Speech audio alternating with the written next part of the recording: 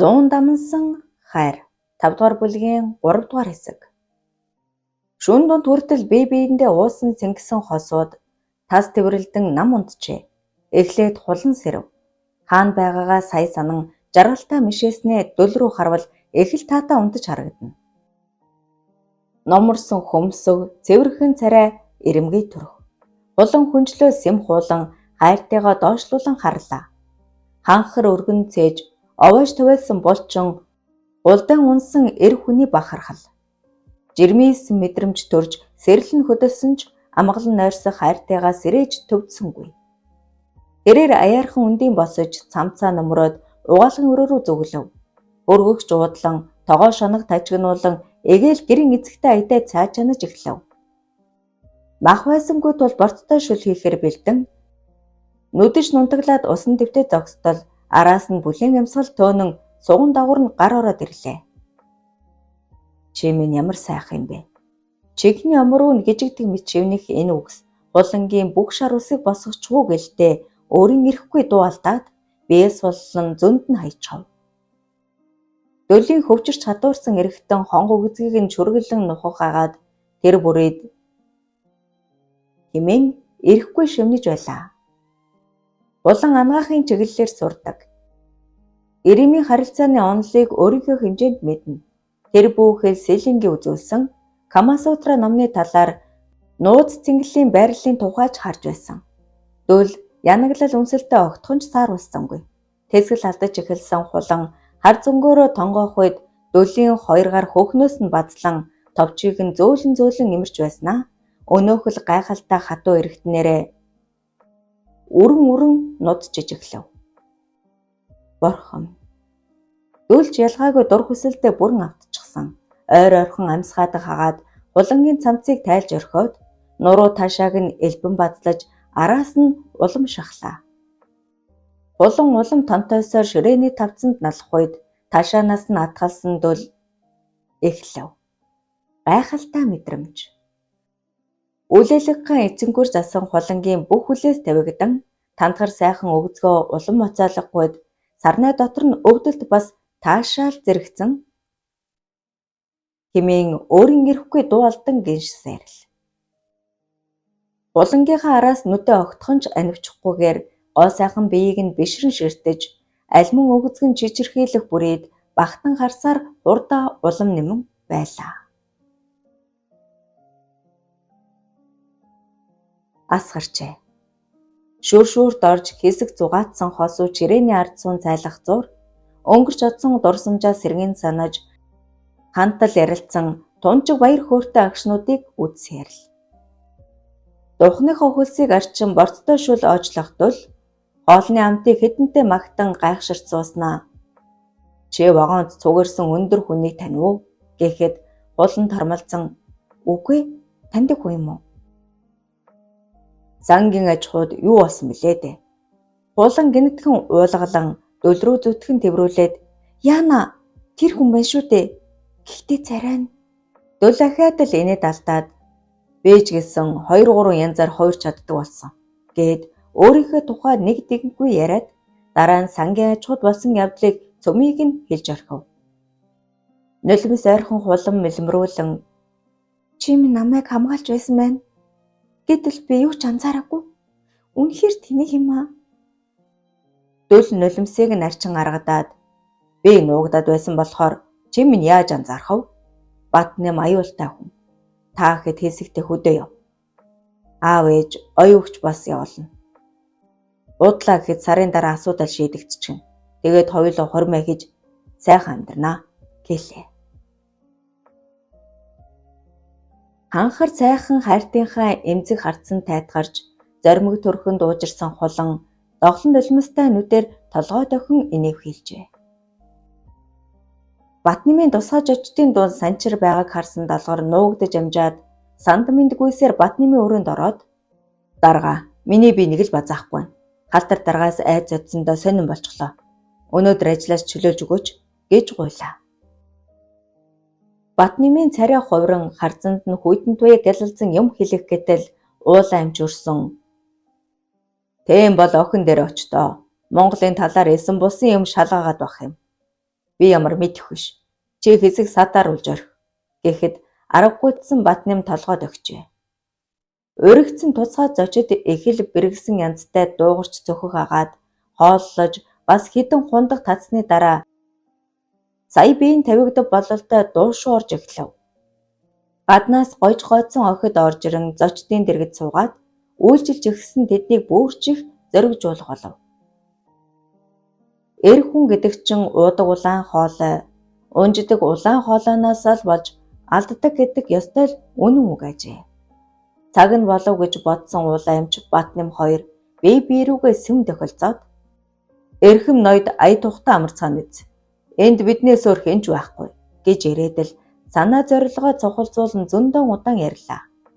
Батнамын дохиогоор ян туслах, зочин бүр дүүрэн мөнгөтэй цүнх өгсөн нь байдлыг бүрч таатай болгочихов. Монголчууд хэзэнээс эдэн мөнгө эмс хүүхнүүд эрх мэдэл чуналтай. Урвуулахад тун амархан. Тагдуугүй сууж асан уулаамч бодлоосоо ангижран өнөөгийн нөхцөл байдлыг та хэд маань сайн мэдэж байгаа.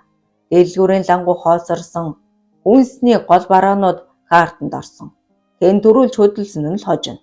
Бидний санал гэвэл төрийн чухал албанд өөрийн хүмүүсээ оруулах, хэлсээр хоригдсон зарим нөхдөө суллах, мөнгөний болон бусад чухал орд газруудыг бусдаас өрсөн өөрийн болгох.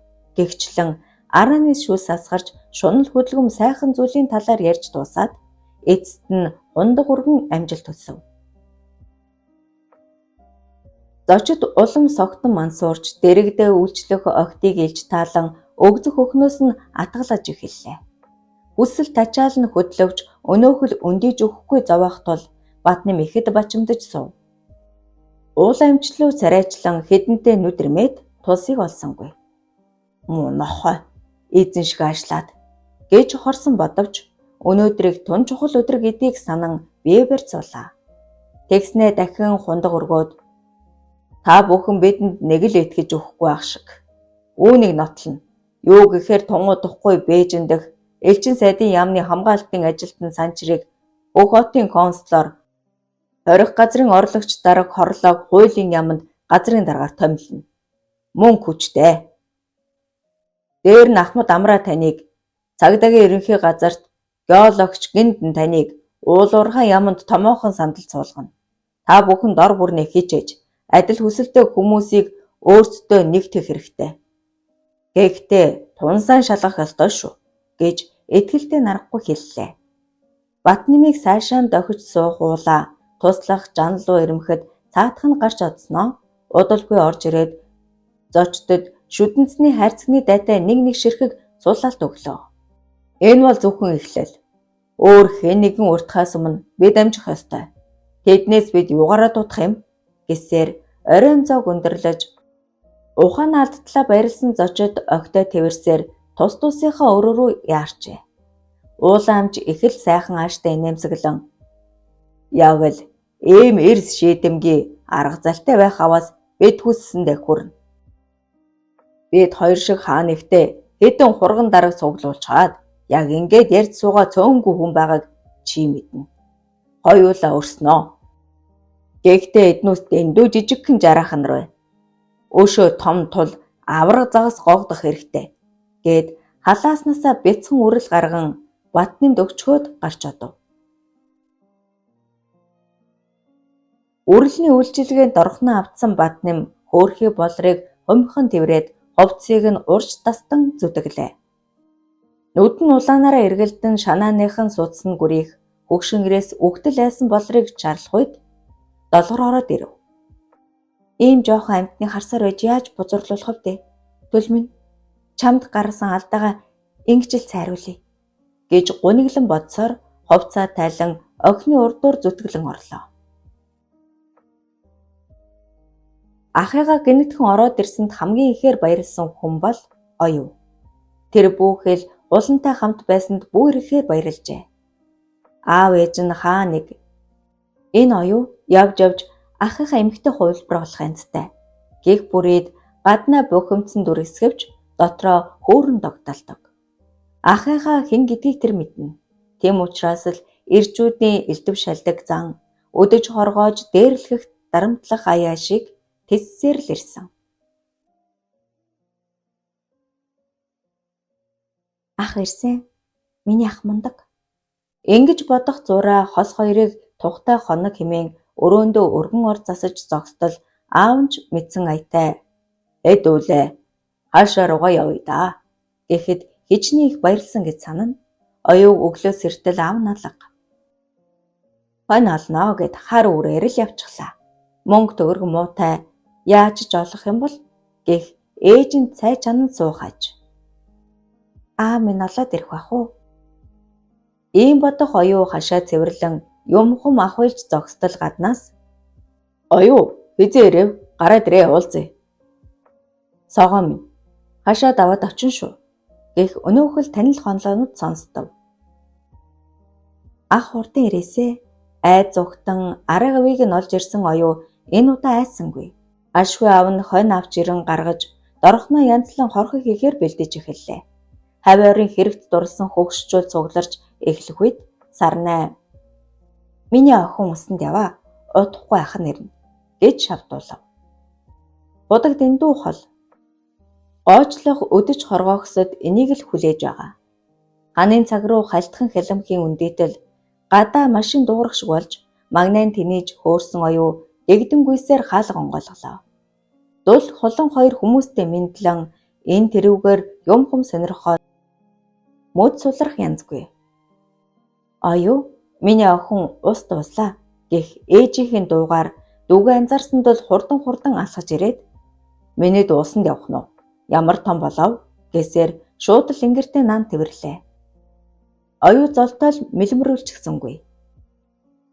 Яасан өндөр болов вэ? Спортер хичээлээд байгаа мó? Тийм, волейбол тоглодог.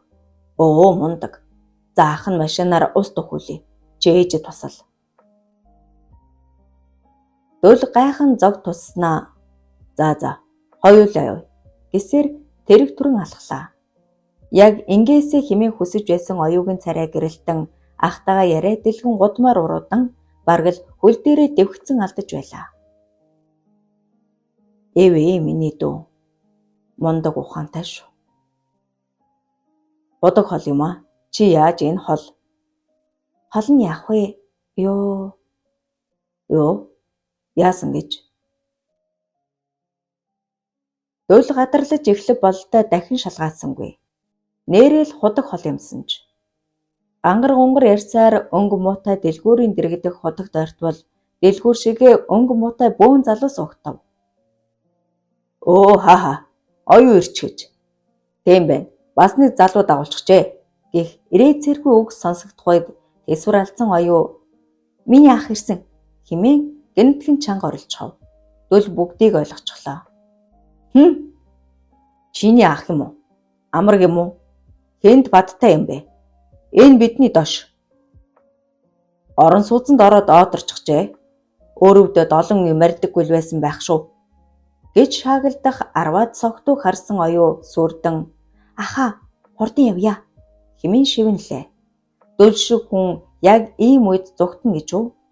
Дүүгээ ардаа оруулаад нүдэ огтхонч эс завчин цоо ширтэнгээ. Залуусаа. Эд одуула боорлохч эрх хүний шинж биш шүү. Би санууллаа. Хэмээн тун чанга тод хэлв. Мэдээж тэд үгэнд орсонгүй. Зулаа гიშгэн төрсөн инхри бяцхан дүүгээ хэрхэн яаж амьдарч ирснийг ойлгож эхэлсэнд бол бие барихыг үнэндээ хүссэнгүй. Хормын дараа газарт тэрийг харваад залуу юугэж амтан бэ гэсэн янзтай өндийгч тэнхэлгүй болсон хойно хэв нэгхэн усаа авч дууссанд бол дүүгээ хөдөлсөөр гэрлүүгээ өгслөө. Хэдэж дуудсан бүүмэд цагдаагийн машин дууд тохиогоо хангинуулсаар ирж дэлгүүрийн гадаа минут хэртэй болсноо дөл оюу хоёрын араас сүр батруулан давхиад ирлээ. Ой чи зогс чи өндөр залуу гэсээр хоёр цагдаа бууж ярмагц эхэл дээрэнгүй өнгөөр гэвэн цагаан өдрөөр зодон идэх юм бэ чи? Хэдийн тав? Бас охин дагуулчихжээ. Муу хулган. Гэлцэх хоёр цагдаа өөрлүүн гэхээс илүүтэй дүүрлүүн шүлэнхтэн харж буйг анзаарсанд бол уучлаарай цагдаа нараа. Би дүүтэйгээ явж байна. Та хоёр тэр согтуучуудыг зохицуулах үүрэгтэй юм шүү. Хэмээн хэлэхдээ бие барихын дээдээр барьж байлаа. Ахыгаа том хэрэг тудахж орхисондоо ухаанаа алдтал айсан оюу "Ахаа, зөөлөн битгий хэрэлд" гэж аргадавч дул зогсохоос нэгэн дөнгөрчээ.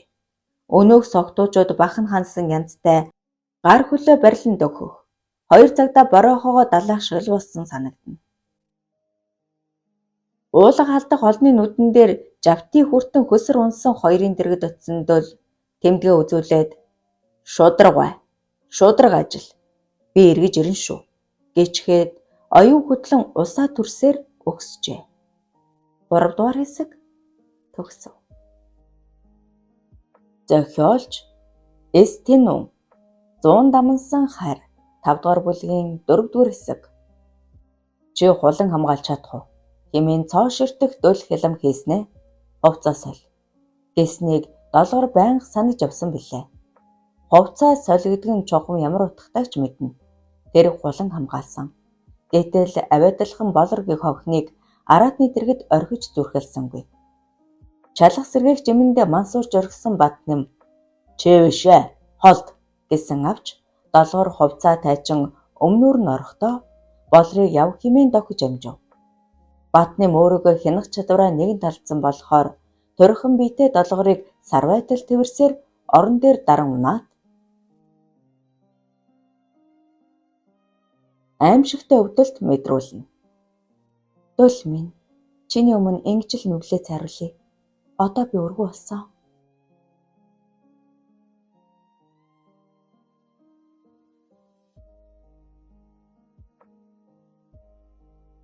Чи ямар гоё бүсгүй вэ? Гандад битгий хэллээрэ. Хоёулаа хаяа учирч бай. Хэмээн шүлсээ өсчүүлэн айхлах Батнамыг үнэндээ сонсох хүсэл байсангүй. Хурд нь л дуусаасаа гэж бодож байв. Гэхдээ анх тагнуулчаар бэлтгэгдэж байхдаа хааныг ийм зүйл тулгарч болохыг дарга нар нь сануулж тэр үед ухрах боломжгүй шүү гэж анхааруулсан. Долгорч зөвшөөрсөн болохоор дөлийн гомдлыг тайлахын сацуу үүрэг даалгавраа биелүүлж буйдаа жаахан чадвараа тайвширчээ. Тийм ээ. Долгор зөв алхам хийсэн. Ар Монголын нийслэл Улаанбаатарт ирсэн сэлэн маш их догдлож байлаа. Тэрээр түүх сайн мэднэ. Нэгэн үндэстэн чухам яагаад хоёр хуваагдаж орхисныг ч мэднэ. Миний охин халах Монгол залуутай гэрэлвэл зүгээр юмсан гэж аавынхан сануулга гуйлд Ганлиг их ядад нэртэй залуу хараад л зөв байсныг мэдрэн ухаангүй дурлж хав. Ямар сайндаа л дотн найз хулангаасаа харамлах хүлээ дээ. Хулан хөдөө гэрлүүгээ явна гэхэд нь гаднаа дургүйхэн дүрэсгсэн ч дотроо баярлаж байлаа. Гэтэл Ганли хаашаа ч алгуулж амралтын өрөөнд уйдаж ганахар зуутал долгор ороод ирлээ. Монголын үүх түүхийн талаар ярилцсан ганцаардлыг нь үргэж чаджээ.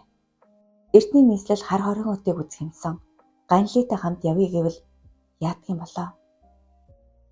Догдлож яарсан сэлэн байрнаасаа гарахад үжийн бүрийн өмөрсөн байхаагаад хамар сэт татам зэнгэг агаар үнэртэх нь үнэхээр гайхалтай мэдрэмж төрүүлнэ. Энэ чухам юу болоод байгааг тэр мэдэх болохоор хүнд харагдахгүй гэжэн энэ төрөөгөр алхаж явтал уйлцууга охинтой таарчав. Өгөр Батнамл гомдоочтэй. Миний дуу яагаа вэ? Охин шуг мэгших агаад хариу хэлсэнгүй. Манай өрөөнд орё. Аль босоорой. Өрөөндөө орсон хойноо охиныг 18 орчим насны тун хөөрхөн нэгэн болохыг анзаарсан сэлэнгийн зүрх шархийн өмрөг шиг болсноо. Одоо давшраа, май, халуун цавж. Нэр чин хэн бэ? Гэлээ. Болор. Юу олов? Хэм гомдоогов? Талгарыч. Уг нь Батнам дарга намайг сонгочихсон байсан юм л да. Гэтэл тэр өсөжглөө. Одоо надад мөнгө хэрэгтэй. Учрыг ойлгосон сэлэн дотроо долгорыг үзэн ядах шиг болсон ч арай өөрөөр бодож үзээд дүү минь дээ. Мөнгөний төлөө энэ биеэ зольж яах нь? Долгор ихч чинь чамайг хамгаалсан баха гэлээ. Гэвч бяцхан болрын харцанд хорсол гэлсхийг хагаад ядуу хоосон ар гэрээ бодох тусам олзыг нь булааж оргисон долгорыг улам ихээр үзэн ядаж байв. Хайртай дүүдэд тулгараад байсан асуудлыг амархан шийдэж орхисонд бол усаа туран гэрлүүгээ явах зураа. Тэд чамайг дахиж дээрлэхгүй. Аах нь үргэлж дэргэд чинь байна. Оюу инээмсэглэн одоо би аахгүй болсон. Гэхдээ аха би сургуулаа салмаар байна гэж зөөлхөн шивнэв. Юу болов? Хэн дээрлэхэд байна? Аах нь дээрлэх нь гайгүй л дээ. Гэхдээ л мэрэгжлээ буруу сонгож гэж үү? Би гадаадд сурмаар байна. Үеийнгийн найз хулн нь хэрхэн өөрчлөгдөж ямар гоё ихэмсэг бардам эрхэмсэг болсныг анзаарсан оюу бяцхан атаархтаа л ингэж шийдсэн аж. Ах нь сурах бодолтой байгаа. Энэ талаар дахиж ярилцъя. Тэднийг хулан тосож ирээд "Ходог нь их хол юм байна уу? Би төрөх үү?" гэв. Дүүл хайртайгаа хөөрдөн харснаа. Хулаан оюу маань гадаадд сурах хүсэлтийг нь бийж бас сурмаар байна. Ер нь гуруулаа хамт явъя гэхэд хоёр охин бөөн баяр хөөр болон баясцгаав. Дүүл хорхог хийж суух аав ээж хоёр дээрээ очин хэсэг сууж ярилцсанаа халааснасаа багсаасан мөнгө гаргаж ирээд "Аваа, ээжээ, энэ миний цалин. Та ав" гэлээ. Галхуу татгалзсан ч дүүл "Би мөнгөтэй, надад бүх санаа зов. Харин нэг гуйлт байна. Та хэд тэд хоногоор хөдөө яваад ирээч. Амрангаа нутаг усаа үзээд ирэхгүй юу?" гэж тулгав. Сарнаа дургуйцэж галхуу тэнгэлцэн ч оюу хулан хоёр эрен дуулийн саналыг дэмжснээр эцэст нь зөвшөөрчээ. Хулан ихэд овдолсон бололтой "Тангаах 69 машин худалдаж аавна гэж байсан. Тэгвэл бүгд хамт явах нэ. Ямар гоё юм бэ?" хэмээн оюутаа тэврэлтэн дэвхцэж бөөн хөөр боллоо. Дүүл тун гэрхаа нэгэн хулангийнхаа харцанд уюухан сүмэлцэх нууцхан гүнгийг гадарлаж орхиод халгаж ятан байснаа нэгэн чийдэн хоолоогоо заснаа. "Аваа, хүүн оройхондоо байрлууга буцлаа. Маргааш эрт ажилтай. Би ээжийг иргэмээр байдаг" хэмээн шивнэв. Галхууд ч тийм бодол байсан нь элт шууд л дэмжин "Ёстой зөв. Миний хоёр хүү ээжигээ эргэж элгийг нь дэвтэх хэрэгтэй" гэж бараг л хашгирах үед хулангийн үрлэн алагнууданд нулимсэн хэлхээ сондролон байв.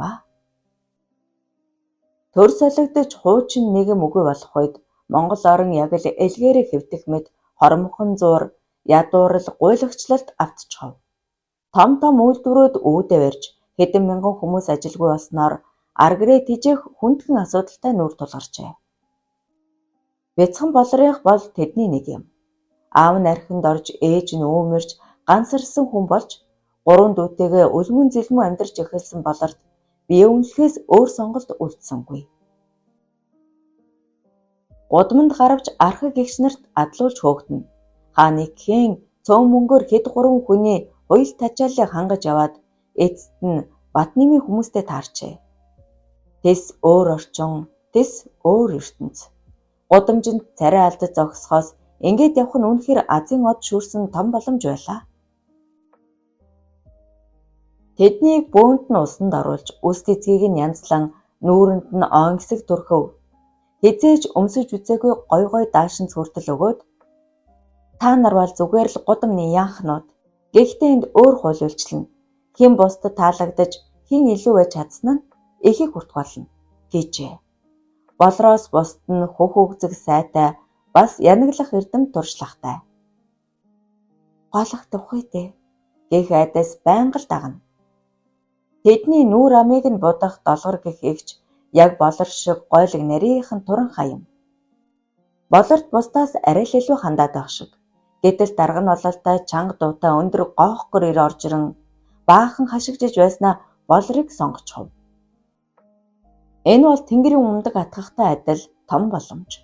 Гэвч болор жигдэн долгор түүнээс өрсчөв.